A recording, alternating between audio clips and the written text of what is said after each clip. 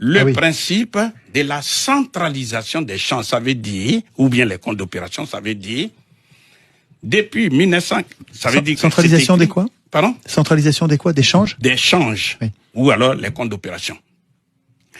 C'est-à-dire, c'est du nazisme monétaire, dans la mesure où à nouveau on oblige les Africains, depuis 1945 jusqu'à 1973, à déposer en France l'intégralité, 100% de ce qu'ils gagnent quand ils vendent à l'extérieur. Jusqu'à quelle année vous avez dit?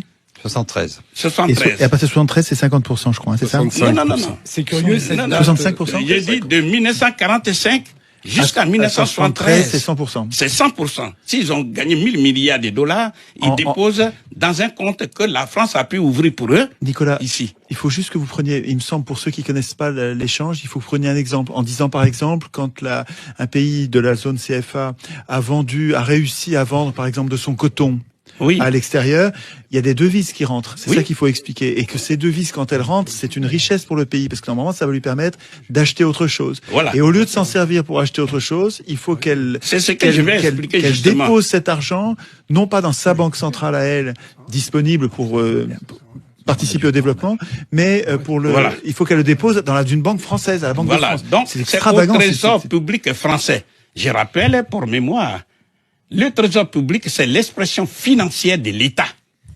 Donc, s'ils ont eu 1000 milliards de dollars, parce qu'ils ont vendu, eh bien, l'intégralité de ces 1000 milliards s'est déposée au Trésor public. À l'étranger, dans le pays colonisateur. Dans le compte ouvert pour eux en France. Ouais. C'est ça. Deuxièmement, de 1973 jusqu'en 2005, précisément le 20 septembre, eh bien, la France, dans sa générosité, a dit, bon, ce n'est plus la peine de prendre 100%. Il faut simplement prendre 65%. C'est-à-dire, si les Africains ont vendu pour 100 milliards de dollars, de yens, etc., ils déposent 65 milliards. Mais, Nicolas, ils ne donnent pas cet argent. Ils le déposent sur un compte, mais les pays peuvent s'en servir en faisant des chèques. C'est un compte. Ça, c'est ce qu'on dit. Mais nous sommes en train d'expliquer les faits.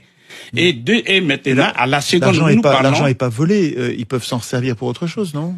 Mais non, je vais tirer les conséquences, vous allez voir tout de suite. Et maintenant, de 20 septembre 2000 jusqu'à la seconde où nous parlons, ils déposent 50%. Aujourd'hui, on en est à 50. La question, c'est de dire, mais quels sont les inconvénients de ces comptes d'opération? Oui. Les inconvénients sont nombreux. La première conséquence est logique. C'est que ces pays ne peuvent pas utiliser leurs devises pour acheter les biens d'équipement, les machines, pour pouvoir transformer chez eux les matières premières. C'est pourquoi ils sont sous-industrialisés. Et c'est pourquoi ils sont pauvres, parce que pour développer un pays, il faut, certes, l'outil monétaire, parce que l'économie d'un pays se gère par deux outils. L'outil monétaire et l'outil budgétaire. Alors, ici, on va faire un petit peu. À ce moment-là, c'est du vol. On est obligé de déposer et on peut pas s'en servir pour acheter ce qu'on veut. C'est-à-dire que j'arrive, comme il dit, il veut faire un... C'est-à-dire quand il dépose les devises, la France n'a qu'à appuyer sur sa machine qui se trouve à Chamalières, parce que ça aussi, il faut le savoir. Ça se trouve à Chamalières. Et elle produit des faux billets qu'on appelle le franc des colonies françaises d'Afrique. Donc la France récupère des devises étrangères et elle ne donne au pays en question que des francs CFA. Voilà, parce qu'il faut que les auditeurs le sachent. C'est encore pire que ce que j'imaginais. Il faut que les auditeurs sachent, le franc CFA ne se fabrique pas en Afrique.